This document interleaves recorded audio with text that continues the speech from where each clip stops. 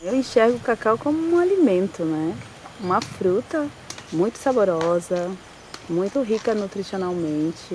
E eu sempre vi isso como alimento porque eu cresci comendo, chupando cacau. Não livremente, porque não era permitido, né? Eu não tinha uma fazenda, era uma fazenda de pessoas que permitia que a gente coletasse as frutas, mas não o cacau. E a gente sempre dava um jeitinho de pegar um cacau ali para saborear a fruta, né? Enxergar o cacau como um alimento, a gente vê ele como precioso em todas as suas partes, que a gente pode consumir, que a gente pode fazer o mel, que a gente pode fazer uma geleia, a gente fazer um suco com a polpa maravilhosa e consumir isso. Então, depois que eu tirei tudo isso, aí sobram as sementes, que são preciosas também, né? Que a gente pode produzir um chocolate. Aí sim eu vou lá e produzo um chocolate, eu prenso uma manteiga e eu faço a utilização da fruta como um todo, né?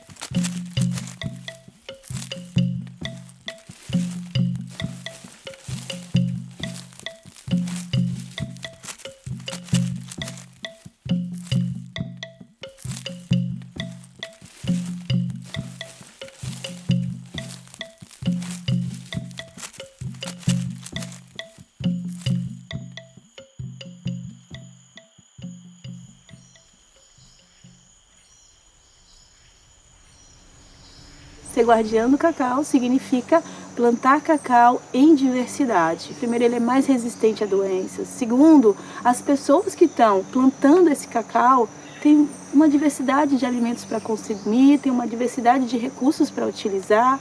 Os animais que estão em volta, porque eu falo assim, eu sou guardiã do cacau, eu tenho essa terra, eu cuido dela. Mas eu não planto o cacau sozinha, sabe? Os passarinhos que vão lá e furam e comem um pouco e espalham a semente, eles também plantam o cacau, né? Manter um local onde eles estão seguros, onde eles têm seus abrigos, onde eles não são mortos, né? É guardar o cacau, é garantir que o cacau continue sendo plantado.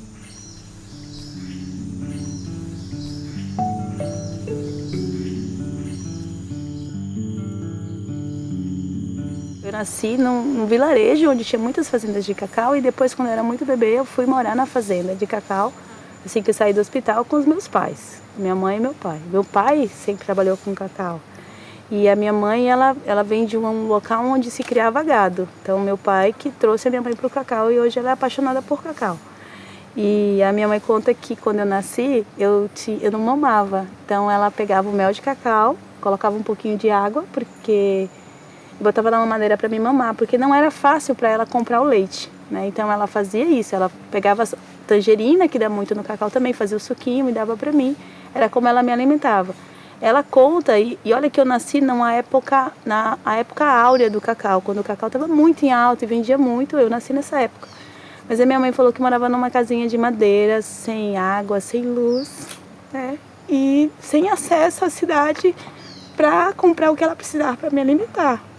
Então, mesmo nascer nessa época áurea, onde o cacau vendia muito, onde tinha muito cacau, isso não garantiu para mim condições de vida boas, sabe? Que meu pai recebesse ou tivesse uma condição de vida estável, né? Naquela época, os trabalhadores rurais, nem seus direitos não eram assegurados, né?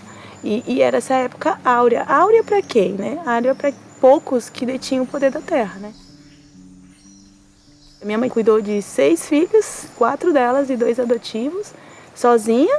Foi difícil, a gente sempre passou alguns apertos, mas fome nunca. Porque quando a gente estava faltando alguma coisa, a gente ia na fazenda e buscava fruta. E era o nosso melhor programa, assim. Ia mesmo um grupo de crianças, a gente pegava uma lata, dessas latas de tinta, e botava essa lata na cabeça e ia lá para a fazenda e colhia banana, tangerina, jaca e trazia pinha. E aí trazia essas frutas, né, caminhando para casa, e em casa tinha essa abundância, assim, né? Então eu gosto de pensar que esse sistema de plantio diversificado que a gente tem especificamente aqui na Bahia, garantiu não só para mim, mas para muitas pessoas que tivessem essa alimentação diversa como eu tive na minha infância, assim, né?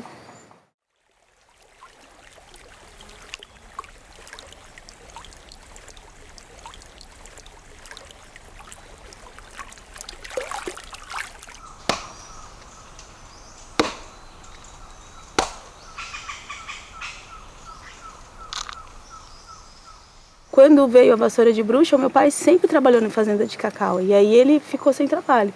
E aí ele foi para Brasília buscar trabalho e nunca mais ele voltou. Eu não acho que foi a vassoura de bruxa que fez ele não voltar, eu acho que foi uma escolha dele, né? Mas eu acho que a falta de trabalho, a falta de organização, né, propiciou esse ambiente onde ele foi e não voltou. E querendo ou não, é minha história, faz parte da minha história. A vassoura de bruxa entrou dessa maneira, assim, né?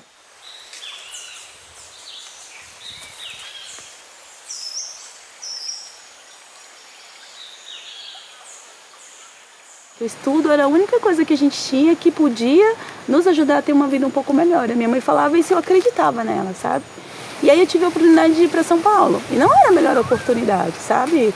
Era ir com uma pessoa que eu não conhecia, trabalhar como empregada doméstica, sabe? Mas eu sentia que lá eu teria a oportunidade de estudar. Então, quando eu fui buscar essas oportunidades, mas eu sabia que era só um tempo, que eu voltaria, assim, eu sempre quis voltar. Eu falei, eu vou lá, vou fazer o São Paulo, que é a América, Nova York brasileira, e depois eu volto para cá, pra Bahia, sabe?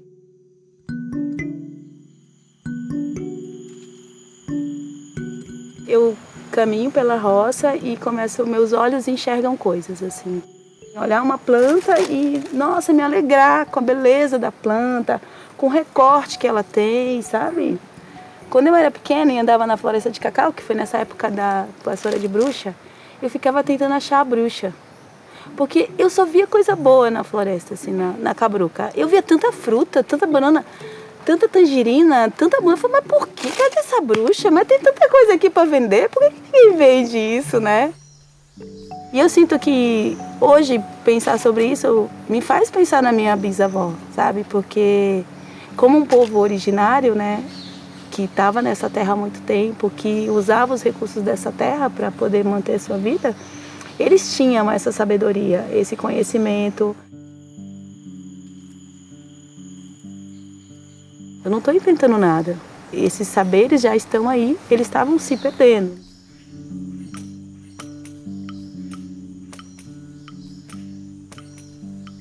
A Mimos da Mata é uma parte, né, do trabalho que eu faço, e eu sigo um pouco dos princípios da permacultura, onde a gente é lembrado da nossa responsabilidade de como a gente vai deixar essa terra, como a terra vai ficar depois da nossa partida, né, que impactos a gente vai trazer para ela.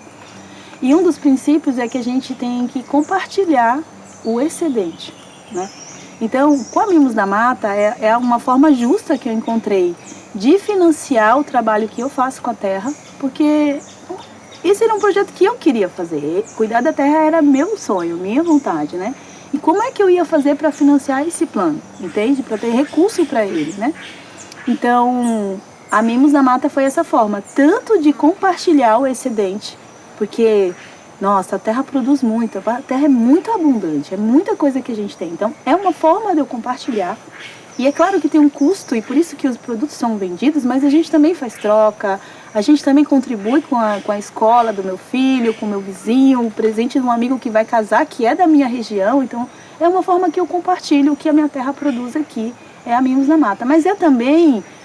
Eu gosto de falar que a Mimos da Mata também é uma forma de atrair pessoas encantadas, né? De encantar as pessoas para essa cabruca de cacau, que é um sistema produtivo incrível, né?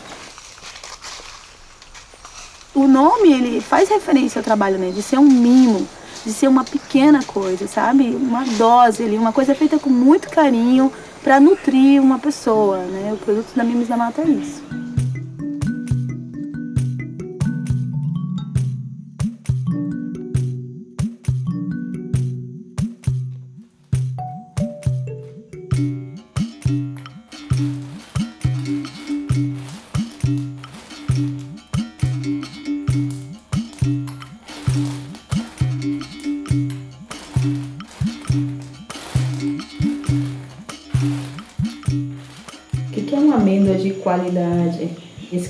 respeito, geralmente ele é definido pela indústria, que diz que qualidade é uma amêndoa com acidez assim, ou uma amêndoa que não pode ser despolpada, porque muitas vezes isso vai atender a demanda dela. Mas para mim, uma amêndoa de cacau de qualidade é uma amêndoa que as frutas foram cultivadas no sistema que respeita a floresta, que não usou veneno, que respeitou as pessoas que plantou, honrou o trabalho delas, pagou corretamente. É uma amêndoa que a gente entende que a planta, quando vai produzir uma fruta, ela gasta muita energia para produzir essa fruta, né? E ela produz com o que tem de melhor, porque ela está produzindo algo para continuar existindo nessa terra, para se transformar em novas árvores. Então ela produz com o que tem de melhor. E cada partezinha dessa fruta, ela tem uma função para a planta e ela pode ter uma função para a gente também.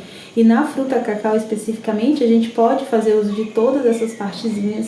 E aí ainda vai sobrar essa amêndoa que tem uma intensidade de sabor tão grande que a gente pode aí ir misturando e temperando ela com tanta coisa e transformando ela em alimento, chocolate, bebida, barra, doce, tanta coisa que a amêndoa do cacau produz. Essa amêndoa aqui, para mim, tá de excelente qualidade. E eu digo isso não porque ela tá bem fermentada e abriu galerias, não só por isso, porque essas frutas são frutas orgânicas, produzidas sem venenos. Essas frutas, toda a polpa dela alimentou minha família. Eu percebo que os alimentos, o melhor caminho é a gente não contaminar eles, né? Deixar sujo para depois tentar limpar. Não, a ideia é, como a natureza nos dá limpinho, protegido, a gente continua esse processo para poder armazenar. Então seca com cuidado, armazena com cuidado e aí a gente tem uma amêndoa de muito boa qualidade.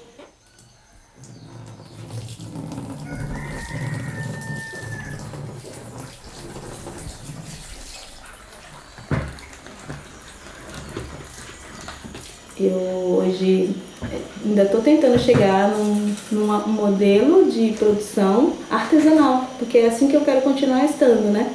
Um modelo artesanal, mas que é organizado, que faz seu controle financeiro corretamente, que um artesanal que cumpre com a legislação vigente para a produção de alimentos, né?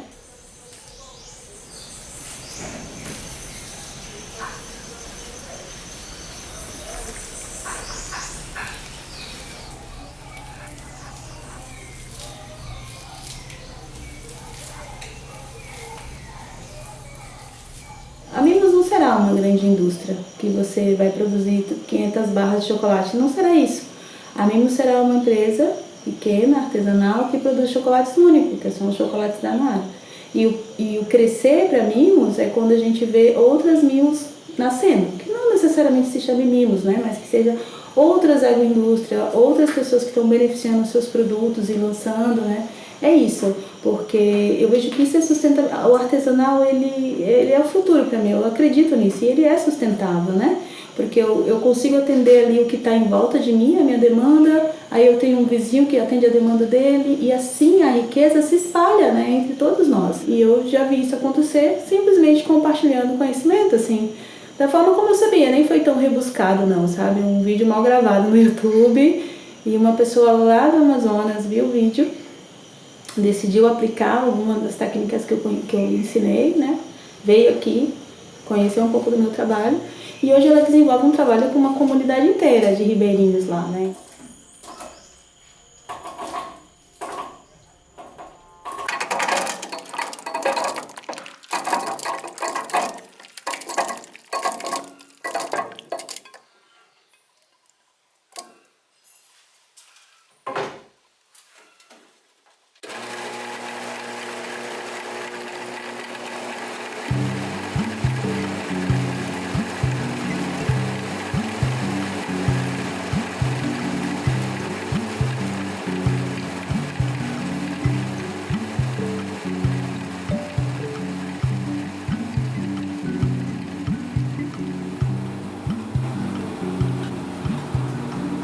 Compartilhar o conhecimento, eu falo que é uma coisa assim que é viciante, tá? Primeiro porque nos enche de alegria, assim, sabe? Tenho várias experiências, assim, de receber de volta, né? Um pouquinho daquilo que a gente compartilha, né? De ver o poder de transformar, de ajudar. E muitas vezes, assim, a gente ouve isso, né? Que a gente tem tantas riquezas e não sabe como usá-las.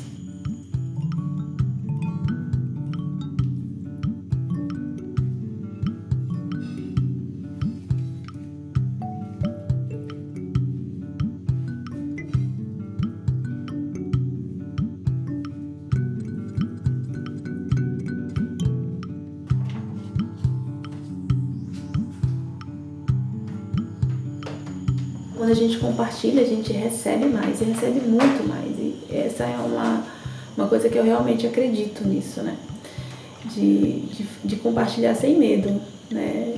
Sem medo de nada, assim, porque alguém vai te copiar, porque vai fazer igual você, puxa vida, que faça, assim, sabe? É o que eu realmente desejo. Porque nós somos muitos, temos muito recurso a nosso favor, principalmente aqui no Brasil, na nossa região da Bahia, que a gente tem muito, muito mesmo, a gente é uma terra de abundância, nós estamos, né? Mas que é muito explorado, né? Que as pessoas vêm, retiram. Então a gente parece que é criado nesse sistema de sobrevivência e não de viver, né? De viver aquilo que você quer fazer. Não, de sobreviver, de ter que conseguir sua comida e em último caso a gente começa a pensar no que você tem por objetivo ou o que você gosta ou quais são o seu talento, né? Hoje eu vejo que foi muito sofrido esse caminhar meu até chegar nesse lugar que eu estou hoje, como mulher preta, com todas as faltas que a gente tem e com todas a herança, né? Herança financeira não vem não, mas a herança da escravidão, a herança de ter tido uma família que sempre viveu na escassez, né? Que sempre teve muito pouco acesso à educação, pouco acesso a recurso financeiro. E a gente leva essa herança em coisas simples, assim, sabe? Pequenas coisas que você não sabia, que você soube. Nossa, como eu não passei tanto tempo sem saber isso, né? Como eu passei tanto tempo sem saber como transformar uma amêndoa de cacau em chocolate, né? Eu percebo assim que, beleza, eu cheguei aqui, me lasquei toda aí no caminho, mas estou aqui, estou fazendo isso. E aí eu vejo que eu já tenho privilégios, olha que incrível, né? Eu sou uma mulher preta que tem privilégios. E aí a gente volta para aquela coisa do compartilhar, né? Que hoje eu posso usar desses privilégios que eu conquistei para ajudar outras pessoas, outras mulheres negras, para que elas não precisem passar pelas mesmas dificuldades que eu, né? Para que elas possam gastar energia vivendo, gastar energia criando um mundo melhor, mais justo, mais amoroso, ao invés de gastar energia sobrevivendo, que foi o que eu fiz durante boa parte da minha vida, né?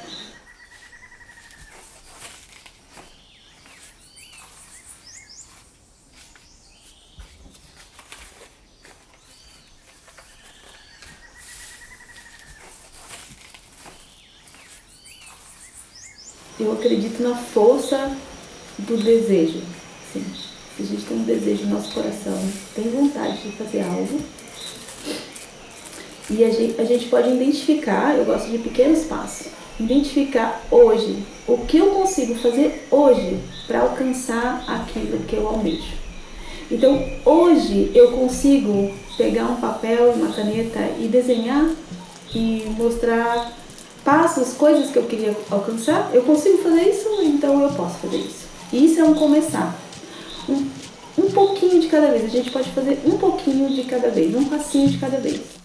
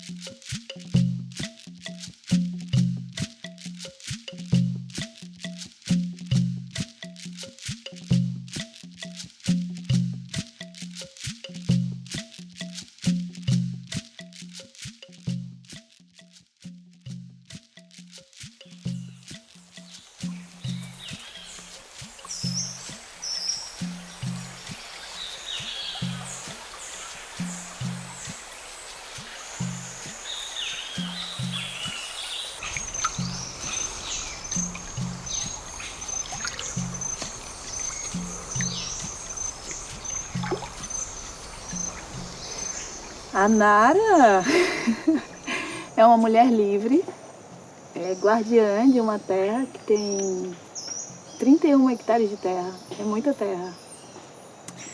A Nara é mãe do Saulo e do Levi, me emociona falar disso, né? E a Nara é uma agricultora, né? Que planta, que tem colhido muitos frutos, né? O meu propósito é realmente continuar exercendo a minha liberdade, continuar fazendo minhas escolhas livremente. E também o meu propósito é inspirar outras mulheres, a criar essa atmosfera e essa caminhada de liberdade, assim, né? E apoiar essa coisa da justiça social, né? De ser justo para as mulheres, de ser justo para as crianças, de ser justo para quem tem a pele preta e que sofre tanto nesse país, né?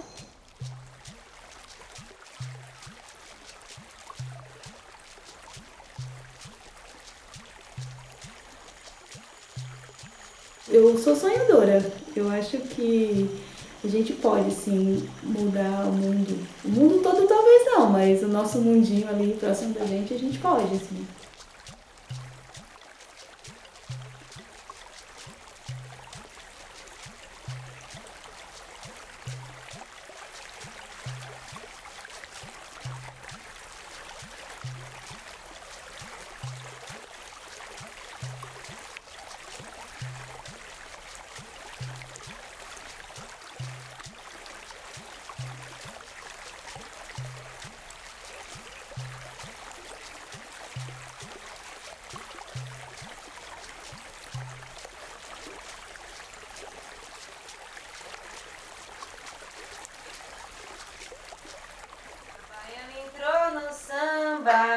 Deixa a baiana sambar, deixa a baiana sambar, deixa a baiana sambar.